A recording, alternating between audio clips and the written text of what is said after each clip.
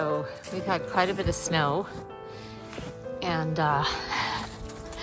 these birds are not coming out, and they've picked up new ones on their chin.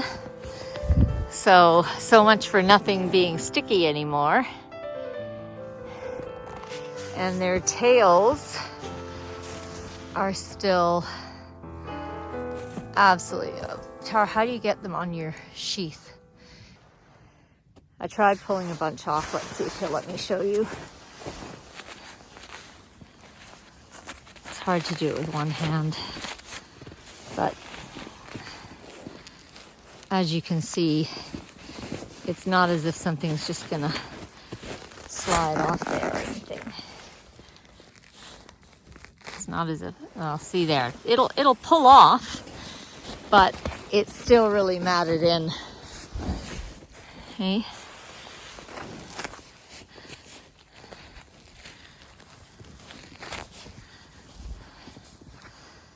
So I think we're gonna have to, I don't know. I don't think the weather is gonna get these things off of you guys.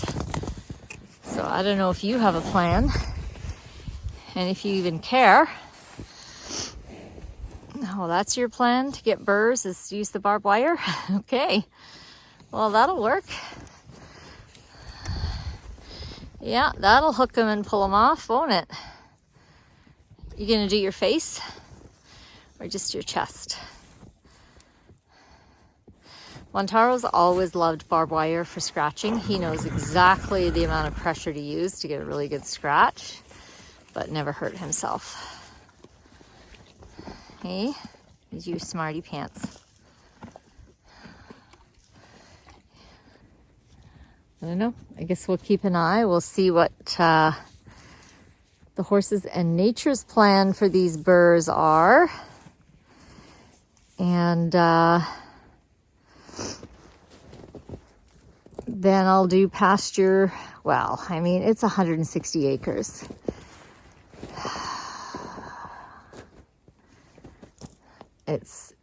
You can only do so much when you have this much land. You just can't really... I mean, unless you had thousands of dollars and hundreds of gallons of chemicals, which I wouldn't use anyway. The bottom line is there's no irritation. There's actually nothing wrong with the horses to have this amount of burrs on them. Is there, Cobra? Yeah. Nothing wrong. There's no irritation to the skin underneath the burrs. So, is this a problem or is it not? Hey, do you have any irritation? Let's see.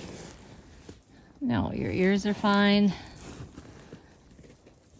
Under there is still fine. It's been fine all summer long. And, you know, I mean, yeah, okay, I could shave their mane, but they would lose a lot of the heat that this is giving them on their neck. And I don't know that that would be a win-win for them. So if they asked me to do it, I would do it. But right now, they're just saying, leave it alone. Nobody wants any help with these burrs. Do you, hey? You want me to take some out? No, see, since I go, they move away.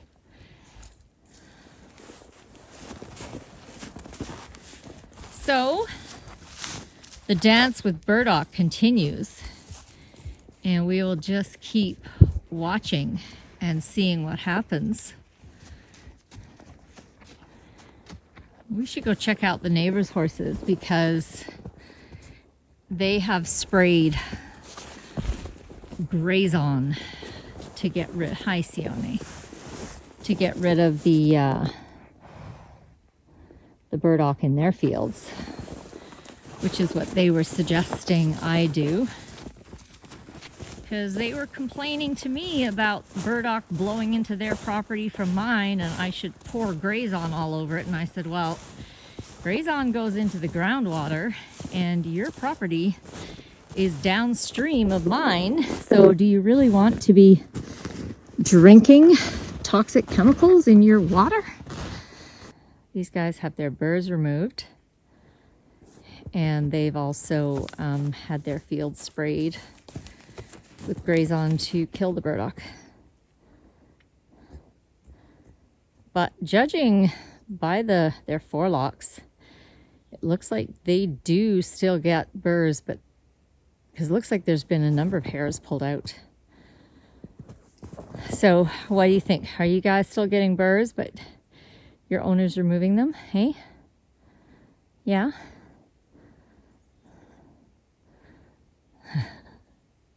They stand here and they just want to get in with these guys. And I say, sorry. Oh my God, your owner would be so mad if they ever got in here and picked up all these terrible, horrible, evil burrs. Think we should just keep listening to nature?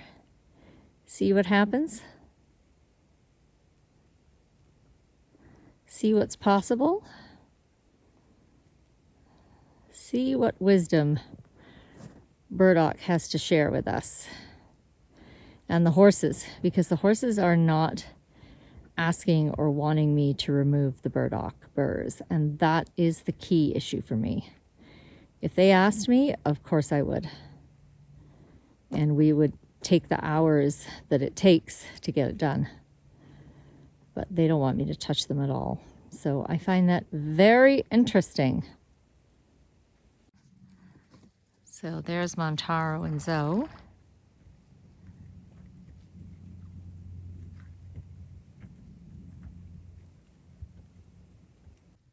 And Zoe's come back down here, but check out her feet.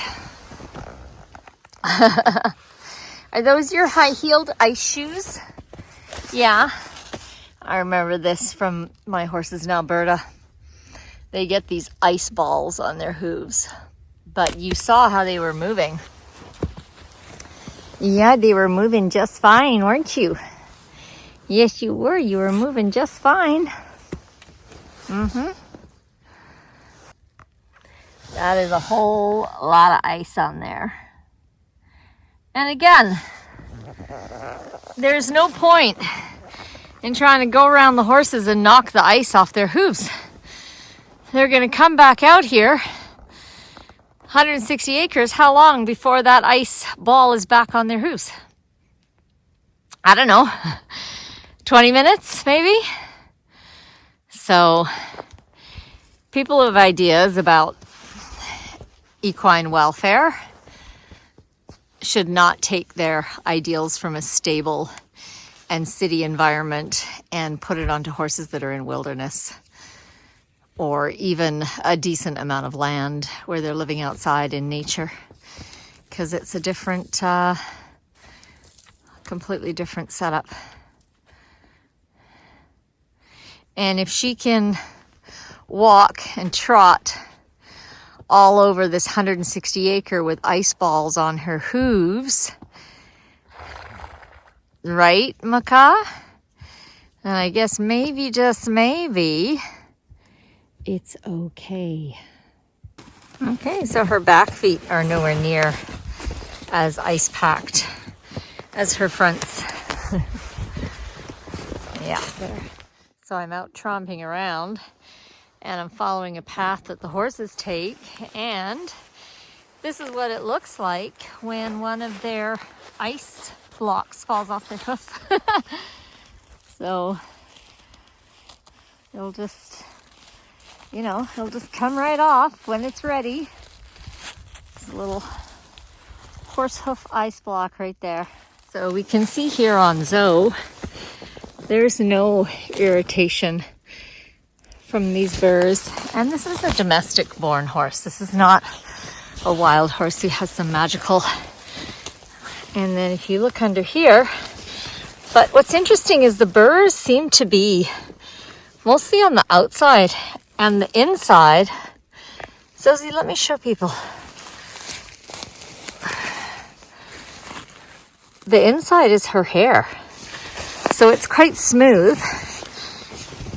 And then for the tail, okay, so this is the outside of the tail,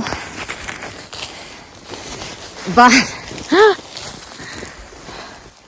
the underside of the tail is just as covered.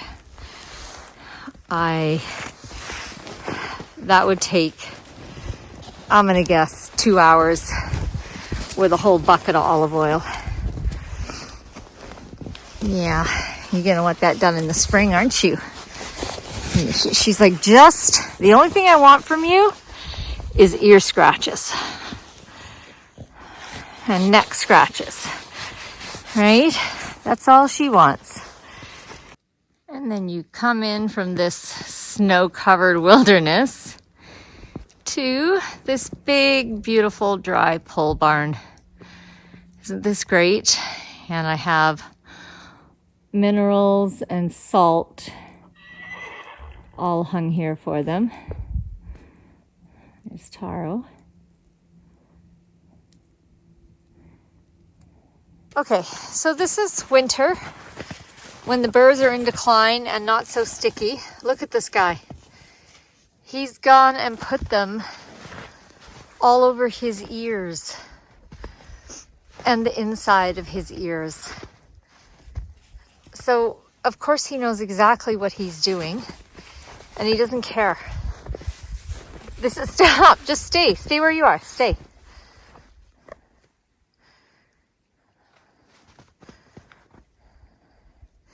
And he's got more all down his legs. And his tail is even worse than it was in the summer. So much for winter coming and me having a chance to get these off. This is just the same as the summer. They're going to get them right back on, but even worse. Oh, Burdock, what lessons are you teaching? On their belly, everywhere. This is worse than the summer burr infestation. So what are they teaching me here? What is the message from Burdock? Zoe was there in a kind of deep meditative surrender. Is that the message, Zoe? Just release. I think this is going to be an entire year or two of just watching. But Juno's burrs all over and inside his ears answers the question I kind of put out to them of, well, should I just shave off your manes and your forelocks so at least you can have that clear? But they've just shown me here, no, because we will put burrs in multiple other places anyway if you do that. And you know, it's not like they don't have places to go on this ranch that are not covered with burdock plants. Like, they are purposely going into high burdock areas and layering themselves up with more burrs. So, hard as it is for me as the human, especially someone who is quite picky, I'm going to leave them be. And I'm not going to try to remove them. And I'm going to keep talking to the land about what the land needs.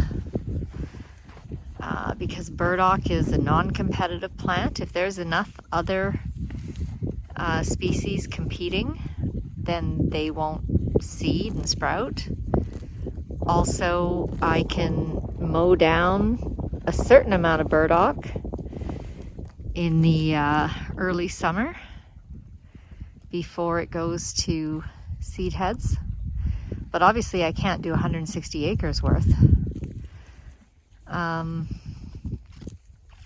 So the burdock conversation continues. The good news is there's no negative effects on the horses. There's no wounding, abraded, irritated skin. There's no, evidence of rubbing or removing hair or skin layers or anything. They're perfectly fine. So what's the message? What's the wisdom of these sticky little burrs that just get everywhere? And as fast as you remove them, there's more that come. And when I connect to it, the message of burr, and let's keep in mind that burrs are the seeds of the burdock plant. And the burdock plant is used for cleansing. It's one of the best liver cleansers, which of course then affects the kidneys and the lymphatic system. One of the best cleansers you can eat or ingest through tincture form. So when I connect with burr and everything I've been feeling since burr arrived on the landscape and in the herd several months ago,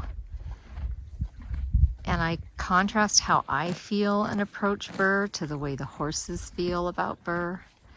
So first of all, burr is like these little annoyances in life. And the little annoyances are pretty much inescapable.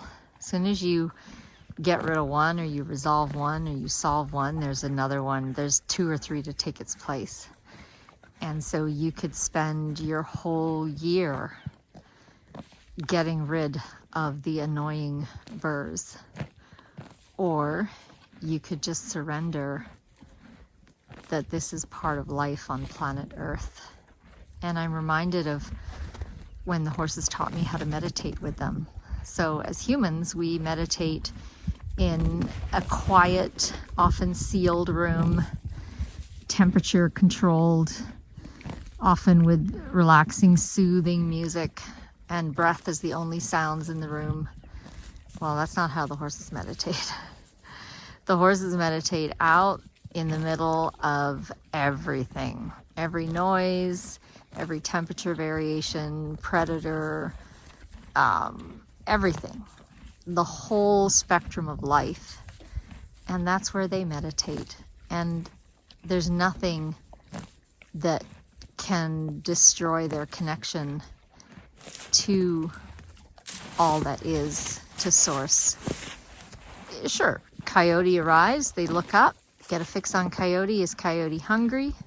Is coyote threatening? Nope, boom, straight back into meditative state. And from meditating with them, I've developed this fluency that it doesn't matter what sounds, noises, smells, anything that's going on around me, I can boom, drop into meditative state, come back out, drop back in. There's a fluency and an ease to it. And I feel like burr is kind of given the same message, but about the annoyances and discomforts of life, which I have to admit is, as a highly sensitive person, I'm one of those people, if I don't cut the labels off, I've got not just a red patch, but possibly some abraded skin there. I'm a super taster. I can taste a range that other people can't, which really helps me in my health product formulation, but it can be quite trying. So I'm not just someone who's claiming to be emotionally hypersensitive. All my 5 sensitives are, compared to the norm of humanity, hypersensitive. Maybe compared to certain animals, I'm at a normal level, but needless to say, smells, for example, I can smell fire 10 minutes before anybody else does. And so noxious smells, like when my guy here, who's clipped down, it looks like a black lab puppy now. Those of you who know Kumba will be a bit stunned at his appearance. Yeah. He rolled in rotted, decaying salmon. It was white slime and dripping off him. It was so bad. It was the most unbelievable olfactory torture I've ever been subjected to, which is why he's shaved. Not just to get rid of the smell, which didn't come out after 3 baths, but also to get rid of all the burrs. And now I will say, when he was shaved, he was pretty happy. So he's not as warm as he normally is, but he was pretty happy to have this new body, and he was leaping around like he was a puppy. He felt so free and so joyous at his lighter self. So thank you, Kumba. Let's bring that aspect in as well. But how can we receive the medicine message of Burr, which is to stop trying to get rid of those little annoyances and sticky bits in our life, and learn to make peace with them and learn to simply accept them. Where if I try to remove these, removing them is actually more annoying to the horses than leaving them where they are. So how can we become so one with life and what life has to offer and what our vibrational resonance is attracting to us? How can we become so unified with that that we don't even need or want those burrs removed? That's a challenge, hey? I think that's a daily practice.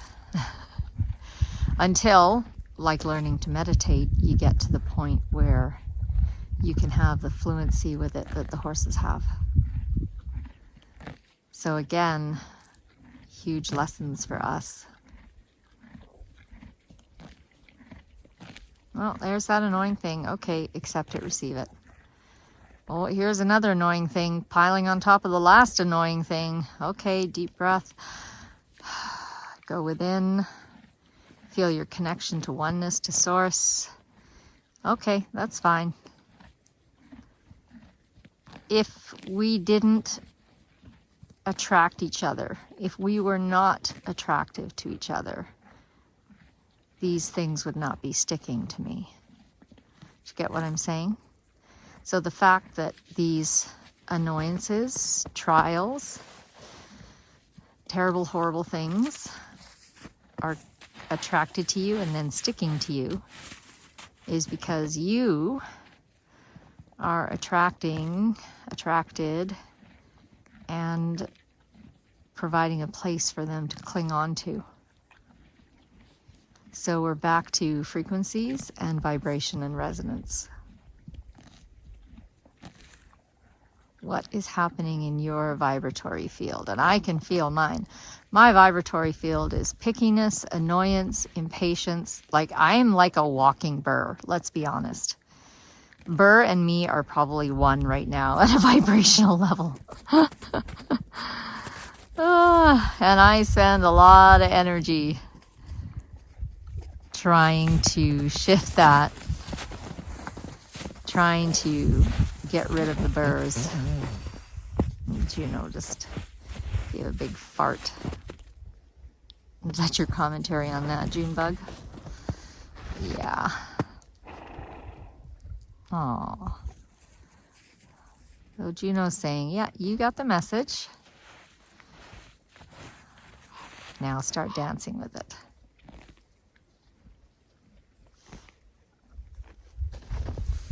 Hello, Raven. I was watching you this morning. You're so beautiful. Of course, you're still so beautiful. So maybe Raven has some magic we can access to alchemize this tendency. Can we alter our vibration using Raven magic? That would be pretty cool. Yeah, Taro, you agree? Yes, he does. All right. Let's see what Raven has to say. Raven magic is a powerful medicine that can give you the courage to enter the darkness of the void, which is the home of all that is not yet in form.